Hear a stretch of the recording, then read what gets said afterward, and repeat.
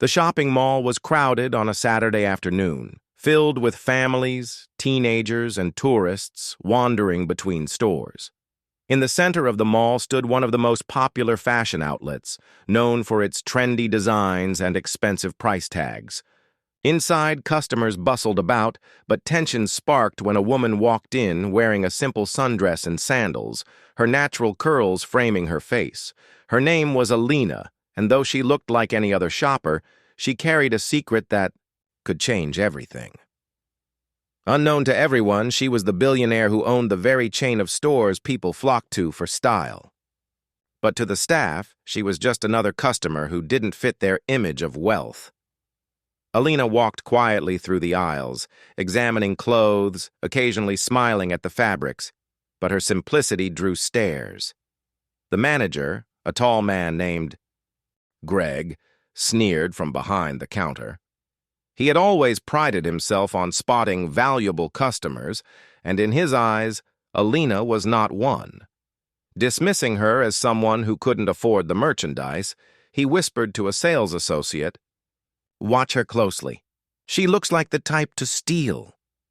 His words carried venom, fueled by arrogance and prejudice. The associate hesitated but obeyed. As Alina browsed, she noticed the stares and whispers, but chose not to react.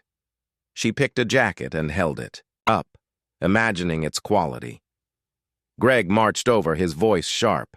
"Put that back," he ordered. "This isn't for people like you."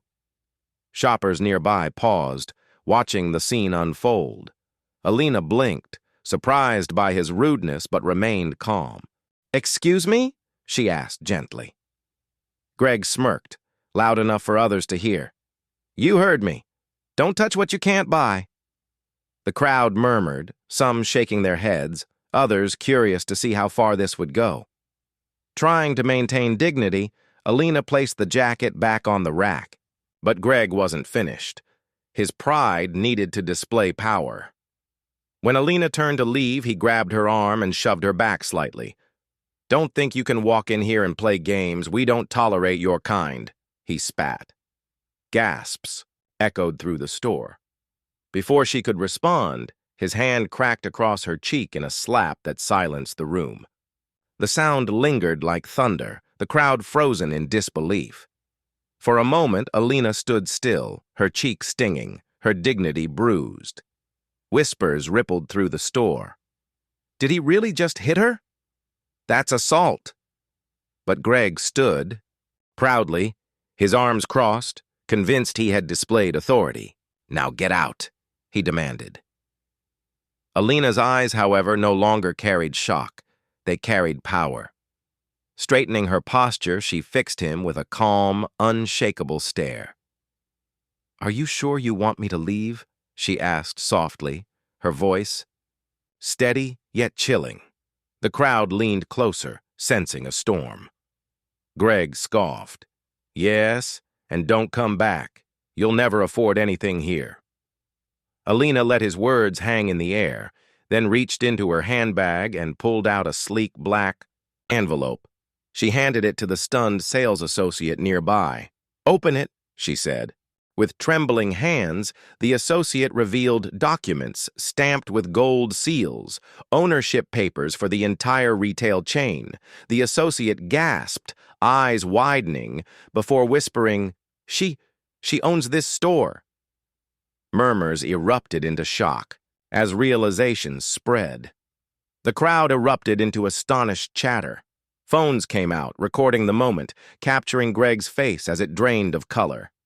Alina spoke, her voice carrying authority. "I am Alina Johnson, the sole owner of this chain, this store, this mall. Every paycheck you've ever received comes from me." Gasps turned into cheers, and several customers clapped in support. Greg stumbled backward, muttering, No, this can't be." But there was no escape. His arrogance had been laid bare before everyone. Alina turned to the staff. "Every employee here deserves to be treated with respect. Every customer, regardless of how they look, deserves dignity. Today, your manager chose to humiliate me in front of all of you. But he didn't humiliate me. He humiliated himself. Her words thundered louder than the slap she had endured. The staff nodded, their loyalty shifting instantly. Greg stood trembling, his arrogance shattered like glass. 2 security guards entered, alerted by the commotion. Alina pointed at Greg. "Escort him out. He no longer works for me." The guards obeyed without question. The crowd erupted into applause as Greg was led out of the store, his head bowed in disgrace. Customers pulled out their phones, capturing the dramatic downfall of a man who thought himself superior, but was instead stripped of all power in a single moment. Alina turned, back to the customers, her expression softening. "To those who witness this, remember, respect costs nothing, but arrogance, it can cost everything." The words resonated, echoing in the minds of those present. Shoppers who had once stared now looked at her with admiration, inspired by her strength and grace.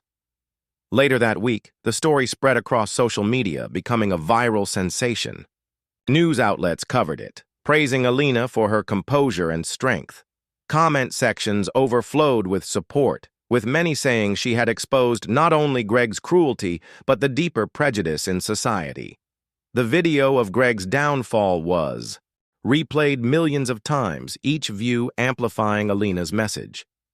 Within the company, reforms were made. Training programs on respect and inclusivity were launched, and Alina made sure no staff member would ever suffer under arrogant leadership again. Her slap had not just been endured, it became a catalyst for change. She didn't seek revenge, but justice, turning humiliation into transformation.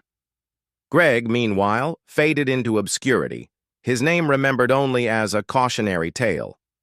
His downfall was swift, but deserved. He learned too late that power built on arrogance crumbles at the first touch of truth. Alina, however, grew stronger, her story inspiring thousands around the world. Standing before her employees weeks later, Alina repeated the words she once heard from her father. "Dignity is not something others give you. It's something you refuse to let go of." And in that truth, she reminded the world that strength is not measured in wealth or arrogance, but in the courage to stand tall even when struck down. This has been another story from African Folktales, where pride falls, truth rises, and dignity always wins.